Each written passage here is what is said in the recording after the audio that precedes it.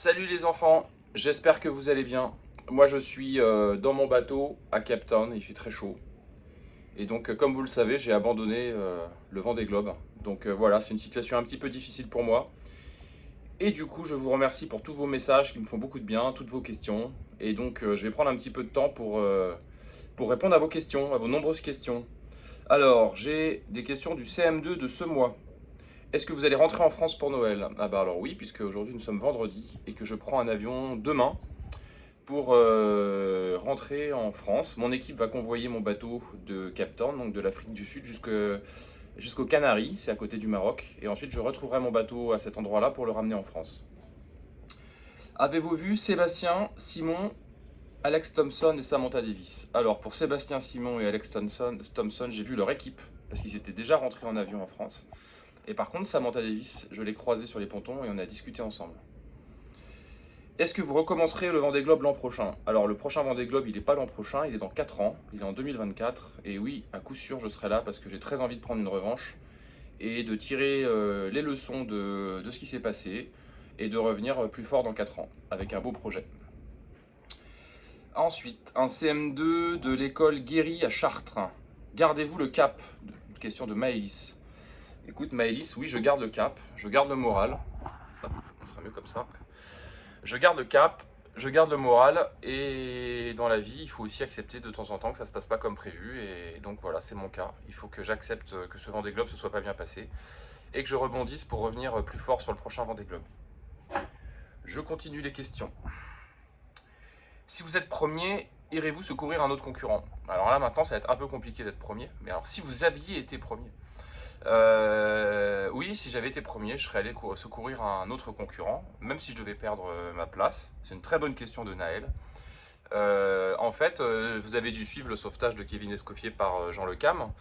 Et ben Jean Le Cam, il a récupéré ce qu'on appelle une bonification du temps, en fait. Donc si par exemple, c'est du temps qui a été calculé pour voir le temps qu'il a perdu en allant secourir Kevin Escoffier.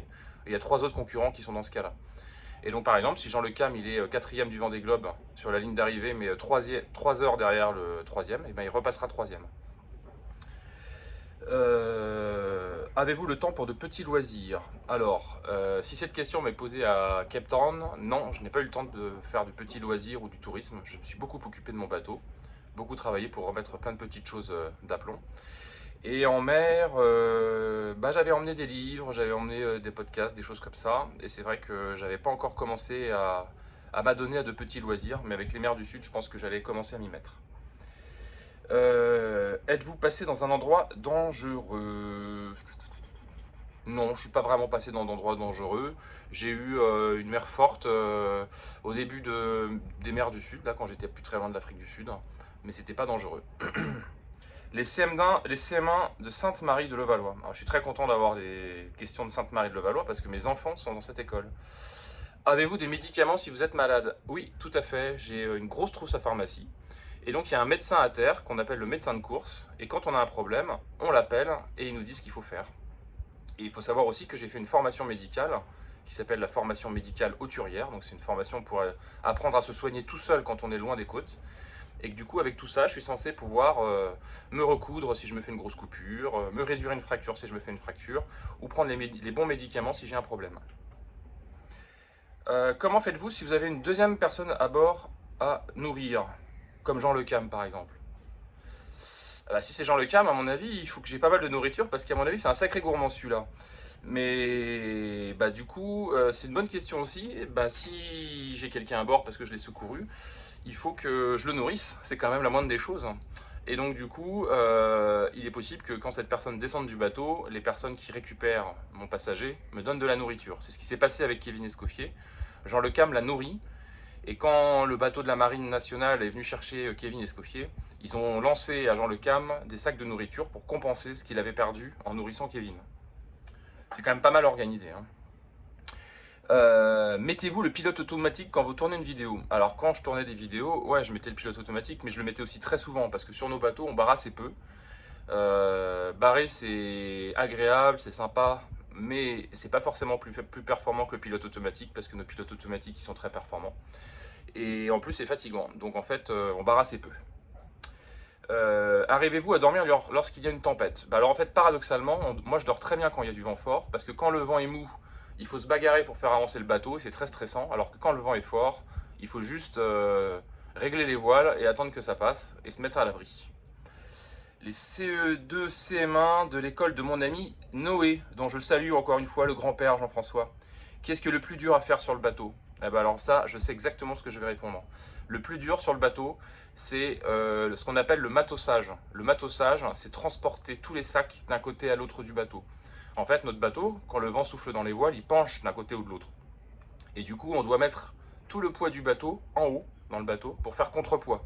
Et quand le bateau change de direction, ou que le vent change de direction, quelquefois le vent il passe de l'autre côté. Donc le bateau penche de l'autre côté. Et donc du coup, il faut déplacer tous les sacs. C'est ce qu'on appelle quand on fait un virement de bord, par exemple. Et il y a à peu près 500 kg à déplacer. Et ça, je trouve ça vraiment, vraiment très difficile. Les CE2 de l'école élémentaire Galilée à Villefontaine. Baba, lorsqu'il y a beaucoup d'eau sur le bateau, comment fais-tu pour la retirer? Alors en fait, quand il y a de l'eau sur le bateau, elle se retire toute seule parce que le bateau avance, le bateau a des mouvements et donc l'eau coule. Par contre, l'eau s'écoule. Par contre, quelquefois, il y a de l'eau un petit peu à l'intérieur du bateau, des flaques d'eau.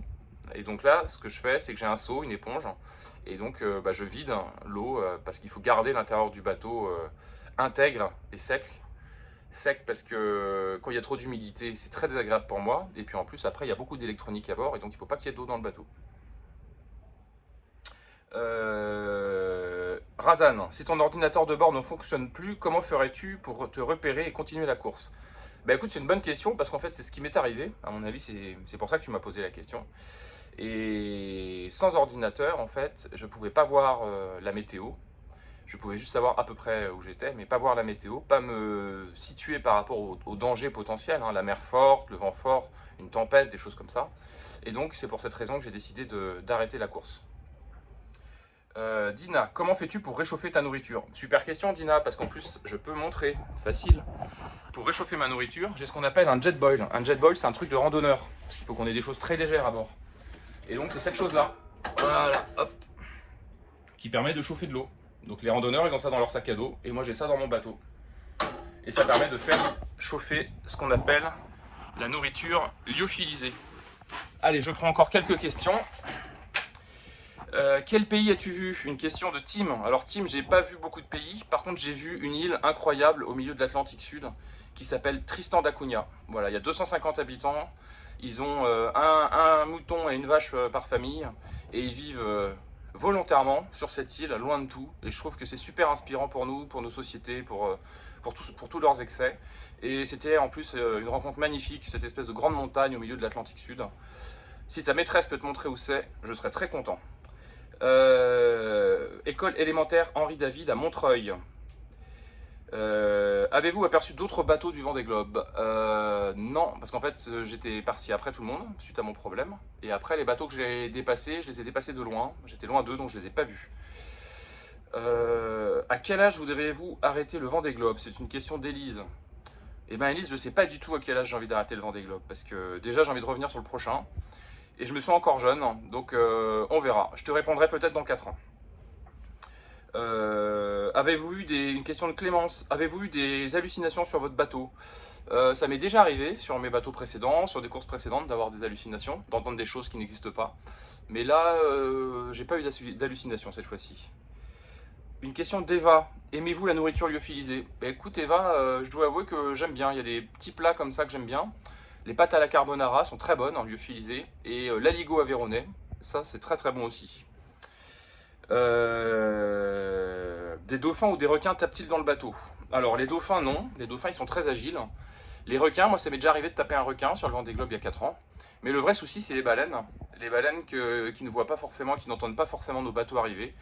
Et donc elles sont dangereuses pour nos bateaux et nous sommes très dangereux pour elles. Parce que s'il y a une collision avec une baleine, il y a quand même une très forte chance qu'on la tue et qu'elle casse énormément notre bateau. Donc ça c'est un vrai danger et pour les animaux et pour les marins. Et je termine par la 5e du collège Émile Sizun dans la région de Lyon. Comment et où jetez-vous vos déchets? Alors en fait je ne jette pas mes déchets, je les garde à bord dans des sacs poubelles. Les sacs poubelles eux-mêmes, je les mets dans un grand sac à voile pour que ce soit bien hermétique et qu'il n'y ait pas d'odeur. Et donc l'idée, c'est de ramener tous mes déchets à terre et ensuite de jeter ça dans des grandes poubelles quand je reviens à terre. Mais sur un Vendée Globe, en fait, on produit très très peu de déchets, beaucoup moins que quand on est à la maison. Et donc du coup, j'aurais pas ramené énormément de sacs poubelles, mais il est hors de question de jeter quoi que ce soit dans l'océan. Voilà, bah écoutez, merci pour toutes vos questions. C'est vraiment super de continuer à garder ce lien ensemble. Ce que je vous propose, c'est qu'on profite des vacances de Noël.